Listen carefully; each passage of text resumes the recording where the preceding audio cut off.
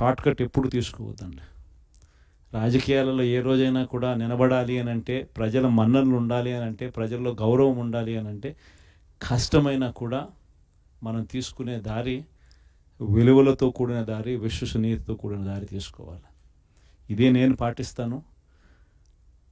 నేను మీ అందరి దగ్గర నుంచి కూడా ఇదే ఉండాలి అని ఆశిస్తాను.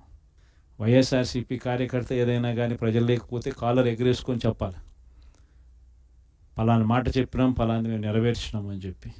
మాలో అబద్ధాలు ఉండవు, మాలో మోసాలు ఉండవు, మాలో కల్మషం ఉండదు అని చెప్పి. అది వైఎస్ఆర్సీపీ, అది వైఎస్ఆర్సీపీ కార్యకర్త. ప్రతి ఒక్కరూ ఇది గుర్తుపెట్టుకోమని కోరుతా ఉన్నాం.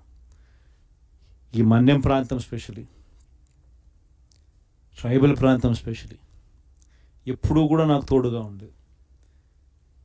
పార్టీ స్థాపించిన రోజు నుంచి, మొట్టమొదటి రోజు నుంచి కూడా వెనక్కి తిరిగి చూస్తే ఎక్కడా కూడా ఈ ప్రాంతంలో మాత్రం 100% యా పక్క ఏది ఏ ప్రాంతం ఎటుపోయినా కానీ ఇక్కడ మాత్రం ప్రజలు మాత్రం, ఇక్కడ మాత్రం నాయకులు మాత్రం, ఇక్కడ మాత్రం ఉన్న వాళ్ళంతా మాత్రం 100% ఎప్పుడూ నాకు తోడుగానే ఉన్నారు.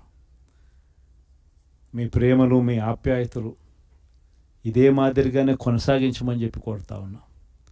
కష్టకాలంలో ఉన్నప్పుడే ఇంకా మీ సహాయము, మీ సహకారము ఇంకా ఎక్కువ కావాలని అడుగుతా ఉన్నా. కష్టాల్లో ఉన్నప్పుడే మీరు ఇంకా గట్టిగా నిలబడాలి అని చెప్పి అడుగుతా ఉన్నా. 5 ఏళ్ళు కన్ను మూసుకుంటూ అయిపోతుంది. ఈ 5 ఏళ్ళ మన పోరాటంలో మీ సహాయ సహకారాలన్నీ కూడా మెండుగా ఉండాలని చెప్పి కోరుతూ, బొత్స సత్యనారాయణను మన పార్టీ తరపు నుంచి మనం ఎమ్మెల్సీ అభ్యర్థిగా మనం రంగంలోకి దింపుతా ఉన్నాం. అందరు ఎమ్మెల్యేలని పిలిచిన, మన ప్రాంతంలో ఉన్న అందరు కంటెస్ట్ చేసిన ఎమ్మెల్యేలను, ఎంపీలను అందరినీ కూడా పిలిచి ఎవరైతే బాగుంటుంది అని చెప్పి అందరి ముందర అందరినీ అడిగా. అందరూ యునానిమస్గా ఈ ఎలక్షన్లో మారీచుల మాదిరి జరుగుతూ ఉన్న ఎలక్షన్ ఇది, శకుని పాచికల మాదిరి వేస్తూ ఉన్న ఎన్నికలు ఇవి. ఇటువంటి ఎన్నికల్లో మనకు బొత్స సత్యనారాయణ లాంటి కొంచెం ప్రొఫైల్ ఉన్నోడు, కొంచెం స్టేచర్ ఉన్నోడు, కొంచెం గట్టిగా నిలబడగలిగినోడు, మోటుకోగలిగినోడు, ఇటువంటి వ్యక్తులు ఉంటేనే మనం ఎన్నికలను చేయగలుగుతాము.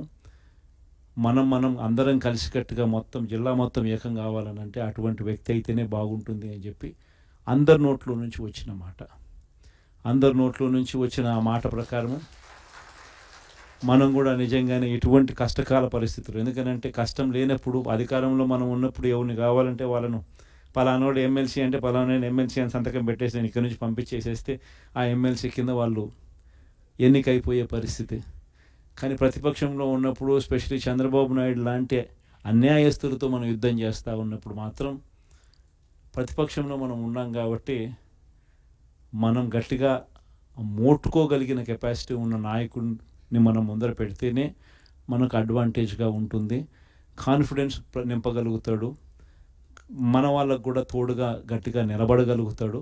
ప్రతిపక్షంలో ఉన్నప్పుడు కూడా విలువలతో కూడిన రాజకీయాల మీదనే ఎక్కువగా ఫోకస్ పెడుతూ మీ అందరూ కూడా బొత్స సత్యనారాయణ కూడా అదే మాదిరిగానే సహకరించాలని మనస్ఫూర్తిగా మీ అందరికీ కూడా విజ్ఞప్తి చేస్తూ ఉన్నాను.